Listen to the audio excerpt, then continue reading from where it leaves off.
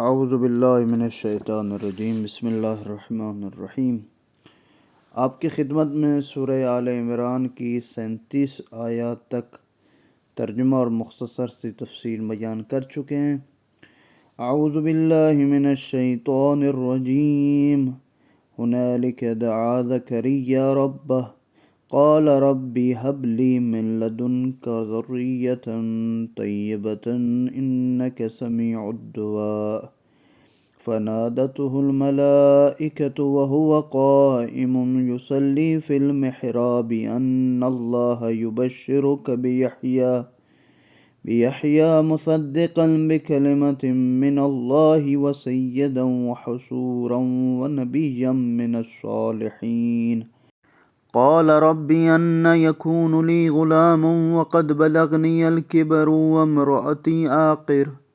قال كذلك الله يفعل ما يشاء قال رب اجعل لي آية قال آياتك ألا تكلم الناس 3 أيام إلا رمضا واذكر ربك كثيرا وسبح بالعشي والإبكار وإذ قالت الملائكة يا مريم إن الله اصطفاك وطهرك واصطفاك على النساء العالمين يا مريم اقنتي لربك واسجدي واركعي مع الراكعين ذلك من أنباء الغيب نوحيه إليك وما كنت لديهم إذ يلقون أقلامهم أيهم يكفل مريم وما كنت لديهم إذ يختصمون إذ قالت الملائكة يا مريم إن الله يبشرك بكلمة منه اسمه المسيح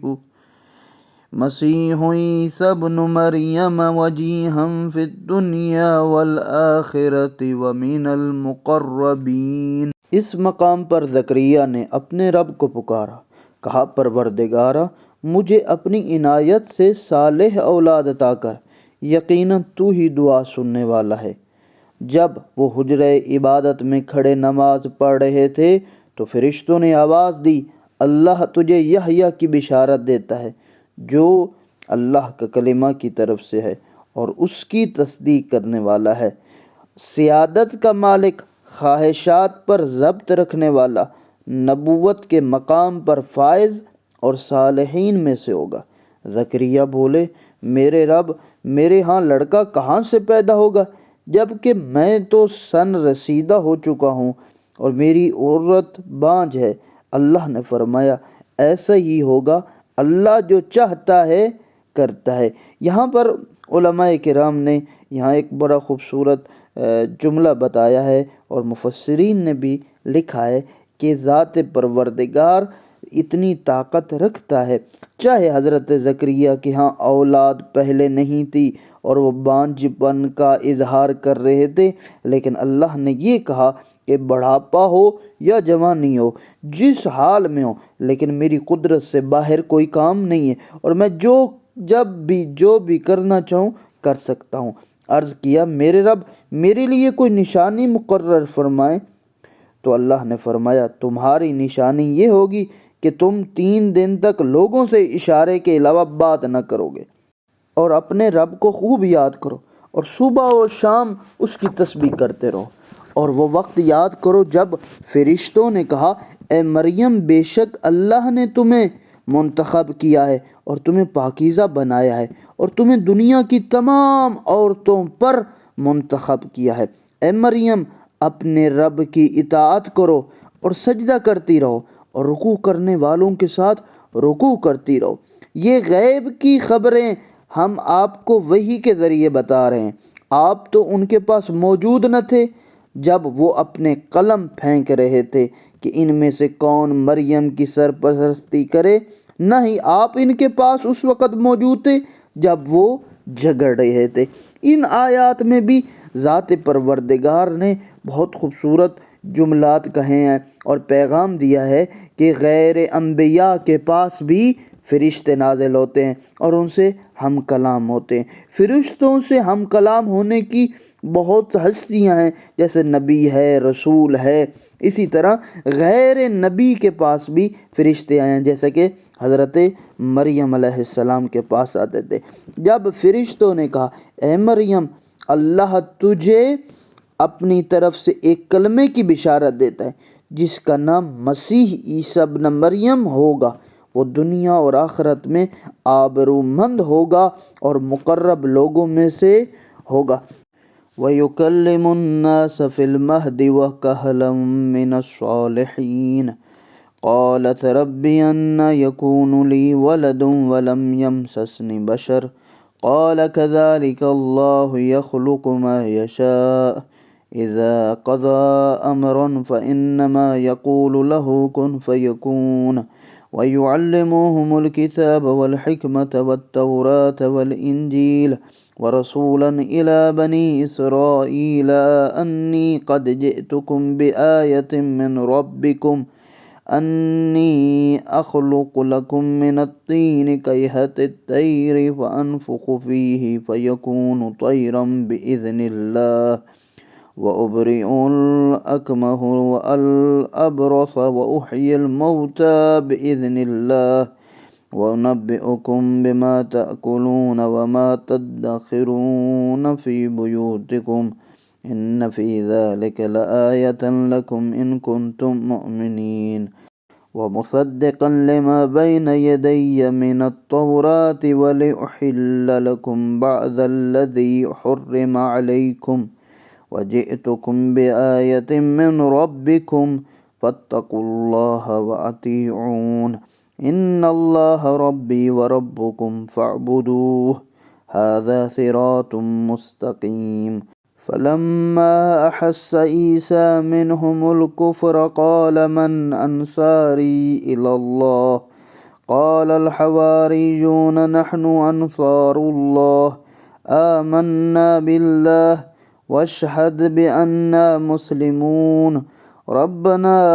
آمنا بما أنزلت واتبعنا الرسول فاكتبنا مع الشاہدین۔ جب فرشتوں نے کہہ دیا کہ اے مریم تجھے بیٹا اللہ دے گا، مسیح عیسیٰ ابن مریم ہوگا اور وہ لوگوں سے گہوارے میں اور بڑی عمر میں گفتگو کرے گا اور صالحین میں سے ہوگا، مریم نے کہا میرے رب میرے ہاں لڑکا کس طرح ہوگا، مجھے تو کسی شخص نے چھوا تک نہیں۔ فرمایا ایسا ہی ہوگا،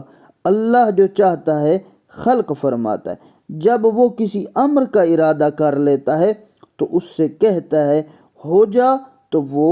ہو جاتا ہے۔ کون صرف ایک تعبیر ہے، ورنہ ارادہ الہی کے نفاذ کے لیے کاف و نون کی ضرورت بھی نہیں ہے۔ حضرت علی علیہ السلام سے روایت نہج البلاغہ کے ایک خطبے میں جب اللہ کسی چیز کا وجود کا ارادہ کر لیتا ہے تو اس سے فرماتا ہے ہو جا، پس وہ ہو جاتا ہے۔ یہ نہ کسی ایسی آواز سے ہوتا ہے جو بولی جائے، نہ کسی ایسی صدا جو سنائی دے، اور اللہ کا کلام تو بس اس کا فعل اور اس کی ایجاد ہے، اور اللہ اسے کتاب و حکمت اور تورات و انجیل کی تعلیم دے گا، اور وہ بنی اسرائیل کی طرف بھیجے گئے رسول کی حیثیت سے کہے گا میں تمہارے رب کی طرف سے نشانی لے کر آیا ہوں، اور وہ یہ کہ میں تمہارے سامنے مٹی سے پرندے کی شکل کا مجسمہ بناتا ہوں اور اس میں پھونک مارتا ہوں تو وہ خدا کے حکم سے پرندہ بن جاتا ہے، اور میں اللہ کے حکم سے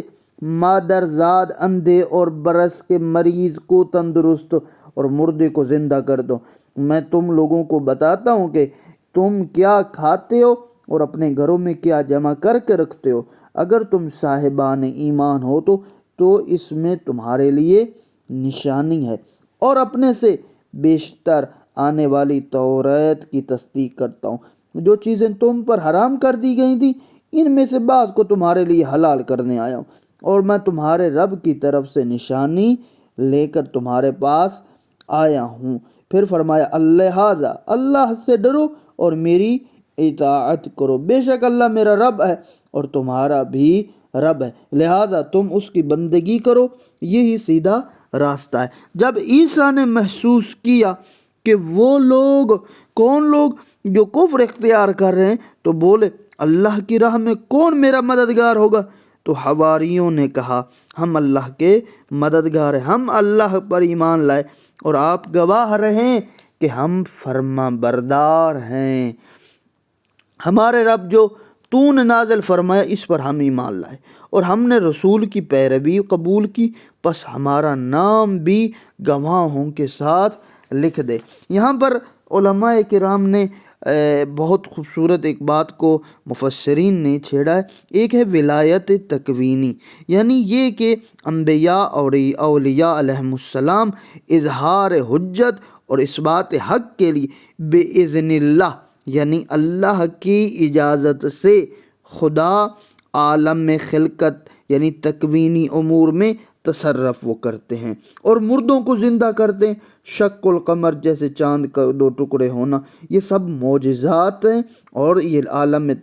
تکوین میں ان کو تصرف ذات پروردگار کی اجازت سے ملا ہوتا ہے۔ اور پھر فرمایا کہ حضرت عیسیٰ علیہ السلام تورات کی بھی تصدیق کرنے والے ہیں، یعنی جتنی بھی انبیاء آتے ہیں ما قبل انبیاء سب کی تصدیق کرتے ہیں اور کتب کی بھی تصدیق کرتے ہیں۔ اور اس کے بعد فرمایا کہ حواریوں کی بات جب آئی تو حواری بھی کہتے ہیں یہ جو دعوت تبلیغ اور ہدایت و رہبری کا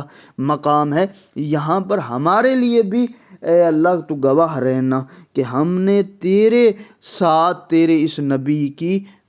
اطاعت بھی کی ہے اور اس کے ساتھ اس کی ہدایت کرنے میں اس کے معاون بھی رہے ہیں۔